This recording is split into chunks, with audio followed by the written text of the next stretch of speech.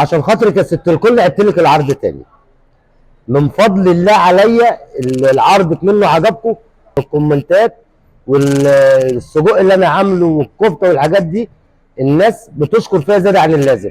من فضل الله عليا 3 حاجات بلدي، حاجات موفره وعلى قد الايد، وحاجه كويسه وهتبسطك، لان انا من فضل الله ما حلتش الا سمعتي، وادام بتكلم على سمعتي لازم تبقى سمعتي طيبه عند الناس.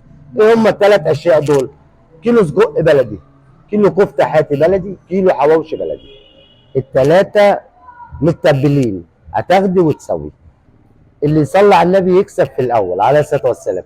ال3 بدل 750 عشان خاطر كومنتاتكم والصور اللي انتوا بعتنها لي دي انا بسطتني جدا، خليتها لكم عشان خاطركم من فضل الله عليا، وربنا يرزقكم ويزيدني، خليتهم ب 500 جنيه.